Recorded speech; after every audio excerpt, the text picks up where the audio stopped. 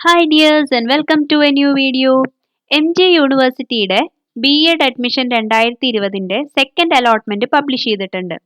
അപ്പോൾ ഇന്ന് അതായത് 21/10/2021 ഒക്ടോബർ 21-ന് സെക്കൻഡ് അലോട്ട്മെന്റ് പബ്ലിഷ് ചെയ്തിട്ടുണ്ട് B.Ed അഡ്മിഷന്റെ. സോ നമുക്കതിന്റെ ഡീറ്റെയിൽസ് കാണാം. നിങ്ങൾക്ക് ഇപ്പോൾ കിട്ടിയ ഓപ്ഷനിൽ ഹാപ്പി ആണെങ്കിൽ നിങ്ങൾ എങ്ങനെയാണ് അഡ്മിഷൻ എടുക്കേണ്ടത്, അതല്ല നിങ്ങൾക്ക് ഹയർ ഓപ്ഷൻസ് ആണ് ലഭിക്കാൻ താല്പര്യമെങ്കിൽ നിങ്ങൾ എന്താണ് ചെയ്യേണ്ടത്, ഫീസ് അടയ്ക്കേണ്ട കാര്യങ്ങൾ എങ്ങനെയാണ്, കോളേജിൽ റിപ്പോർട്ട് ചെയ്യേണ്ടത് എങ്ങനെയാണ് എന്നിങ്ങനെ എല്ലാ ഡീറ്റെയിൽസും നമ്മൾ ഈ വീഡിയോയിൽ ഇൻക്ലൂഡ് ചെയ്തിട്ട് പറയാനായിട്ട് ശ്രമിക്കുന്നുണ്ട്.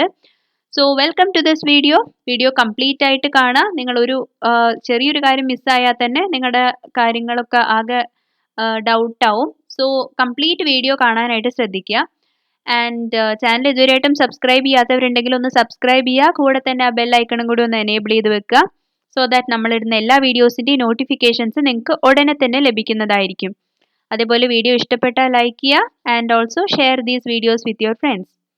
ഓക്കെ, ഇനി വലിച്ചു നീട്ടാതെ നമുക്ക് കണ്ടന്റിലേക്ക് പോവാം. അപ്പോൾ MG യൂണിവേഴ്സിറ്റിയുടെ B.Ed CAP 2021ന്റെ സെക്കൻഡ് അലോട്ട്മെന്റ് പബ്ലിഷ് ചെയ്തിട്ടുണ്ട്. അപ്പോൾ ഒരു അലോട്ട്മെന്റ് പബ്ലിഷ് ചെയ്താൽ ഫസ്റ്റ് സ്റ്റെപ്പ് എന്താണ് എന്നും പറയുന്നത് പോലെ നിങ്ങൾ അലോട്ട്മെന്റ് ചെക്ക് ചെയ്ത് കഴിഞ്ഞിട്ട് യൂണിവേഴ്സിറ്റിയിലേക്ക് അടയ്ക്കാനുള്ള ഫീ അടയ്ക്കാം. അപ്പോൾ യൂണിവേഴ്സിറ്റി ഫീ നിങ്ങൾ ചിലപ്പോൾ ഫസ്റ്റ് അലോട്ട്മെന്റിൽ ഓൾറെഡി അടച്ചവരായിരിക്കും. അങ്ങനെയാണെങ്കിൽ വീണ്ടും സെക്കൻഡ് അലോട്ട്മെന്റിന് അടയ്ക്കേണ്ട കാര്യമില്ല. ഓക്കെ, ആകെ നിങ്ങൾ കംപ്ലീറ്റ് അഡ്മിഷൻ പ്രോസസ്സിൽ ഒരു പ്രാവശ്യം മാത്രം യൂണിവേഴ്സിറ്റിയുടെ ഫീ അടച്ചാൽ മതി. അപ്പോൾ യൂണിവേഴ്സിറ്റിയുടെ ഫീ എത്രയാണെന്ന് ഇവിടെ കൊടുത്തിട്ടുണ്ട്. ഡീറ്റെയിൽസ് ഒക്കെ ഇതാ. യൂണിവേഴ്സിറ്റി ജനറൽ കാൻഡിഡേറ്റ്സിന് 863 റുപ്പീസാണ് ഫീ വരുന്നത്.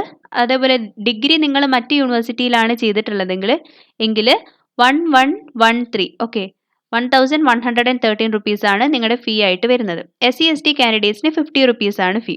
അപ്പോൾ ഇതാണ് യൂണിവേഴ്സിറ്റിയിലേക്ക് അടയ്ക്കാനുള്ള ഫീ വരുന്നത്. ഓക്കെ, അപ്പോൾ ഈ ഫീ അടയ്ക്കാന്നുള്ളതാണ് ഫസ്റ്റ് സ്റ്റെപ്പ്. അപ്പോൾ നിങ്ങൾക്ക് ഇപ്പോൾ കിട്ടിയ ഓപ്ഷനിൽ നിങ്ങൾ തൃപ്തരാണെങ്കിലും അല്ലെങ്കിലും ഈ യൂണിവേഴ്സിറ്റിയിലേക്ക് അടയ്ക്കാനുള്ള ഫീ അടയ്ക്കുക. എങ്കിൽ മാത്രമേ നിങ്ങൾ ഹയർ ഓപ്ഷൻസിലേക്ക് അല്ലെങ്കിൽ അടുത്ത അലോട്ട്മെന്റിലേക്ക് നിങ്ങളെ കൺസിഡർ ചെയ്യുള്ളൂ. അപ്പോൾ യൂണിവേഴ്സിറ്റിയുടെ ഫീ അടയ്ക്കാം. എന്നിട്ട് നിങ്ങൾ നിങ്ങളുടെ അലോട്ട്മെന്റ് ചെക്ക് ചെയ്തതിന് ശേഷം നിങ്ങൾക്ക് കിട്ടിയ ഓപ്ഷനിൽ നിങ്ങൾ തൃപ്തരാണെങ്കിൽ നിങ്ങൾ പെർമനന്റ് അഡ്മിഷൻ എടുക്കുക, സ്ഥിര പ്രവേശനം എടുക്കുക. അപ്പോൾ പെർമനന്റ് അഡ്മിഷൻ എന്നുള്ള ഓപ്ഷൻ കൊടുത്തു കഴിഞ്ഞാൽ പിന്നെ നിങ്ങൾ ചെയ്യേണ്ടത് നിങ്ങളുടെ കോളേജിലേക്ക്, ആ സ്ലിപ്പിൽ നിങ്ങളുടെ ഡീറ്റെയിൽസ് ഉണ്ടാവും, കിട്ടിയ കോളേജും അതിൻ്റെ ഫോൺ നമ്പറും മറ്റു ഡീറ്റെയിൽസും ഉണ്ടാവും. ആ നമ്പറിലേക്ക് വിളിച്ചിട്ട് കോളേജിലേക്ക് വിളിച്ചിട്ട് ഡീറ്റെയിൽസ് അന്വേഷിക്കുക എന്ന് പറഞ്ഞാൽ എന്നാ നിങ്ങൾ അഡ്മിഷൻ എടുക്കാൻ വരേണ്ടത്, എന്തൊക്കെ ഡോക്യുമെന്റ്സ് നിങ്ങൾ അവിടെ സബ്മിറ്റ് ചെയ്യണം, അതേപോലെ എത്രയാണ് നിങ്ങൾ ആ കോളേജിൽ അടയ്ക്കേണ്ട ഫീ എന്നിങ്ങനെ എല്ലാ ഡീറ്റെയിൽസും ആ നമ്പറിലേക്ക് വിളിച്ച് അന്വേഷിക്കുക, ആ കാര്യങ്ങളൊക്കെ ചോദിക്കുക. നിങ്ങൾ അവിടെ കോളേജിലേക്ക് സബ്മിറ്റ് ചെയ്യേണ്ട മെയിൻ ആയിട്ടുള്ള ഡോക്യുമെന്റ്സ് ഇതാണ്. വെരിഫിക്കേഷന് വേണ്ടത് നിങ്ങളുടെ അലോട്ട്മെന്റ് മെമ്മോ, ഓൺലൈനായിട്ട് കിട്ടിയ അലോട്ട്മെന്റ് മെമ്മോ, നിങ്ങൾ ഡൗൺലോഡ് ചെയ്ത ആ ഒരു സ്ലിപ്പില്ലേ, അതാണ് അലോട്ട്മെന്റ് മെമ്മോ.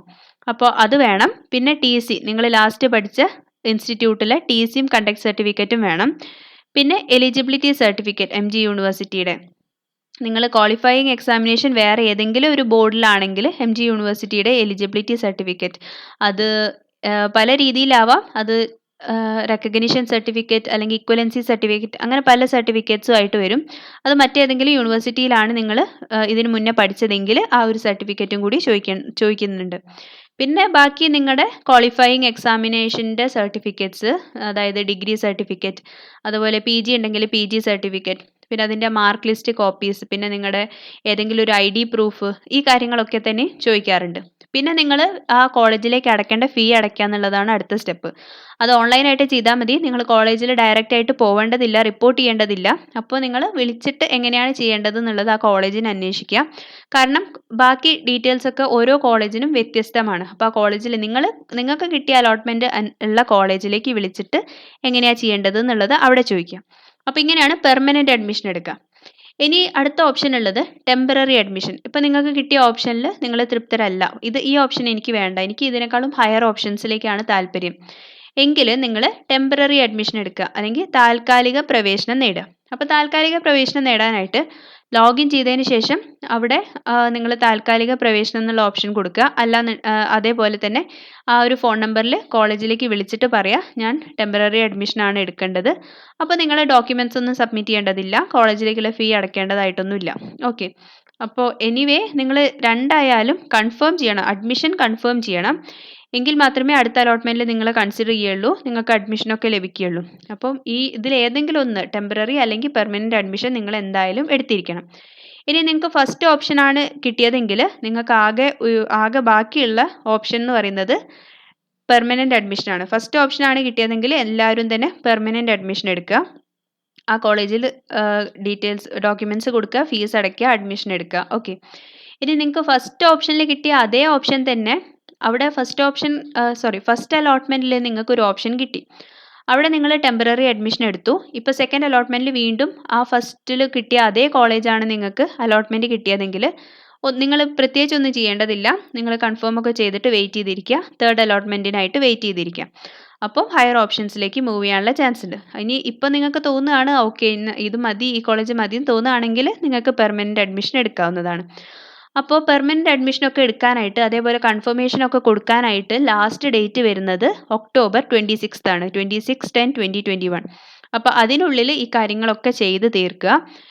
അതിനുശേഷം നിങ്ങൾക്ക് ഓപ്ഷൻസ് റീഅറേഞ്ച് ചെയ്യാനൊക്കെ സമയം യൂണിവേഴ്സിറ്റി തന്നിട്ടുണ്ട്. ഓപ്ഷൻസ് ഡിലീറ്റ് ചെയ്യാം, റീഅറേഞ്ച് ചെയ്യാം. അതിന് 27-നായിരിക്കും.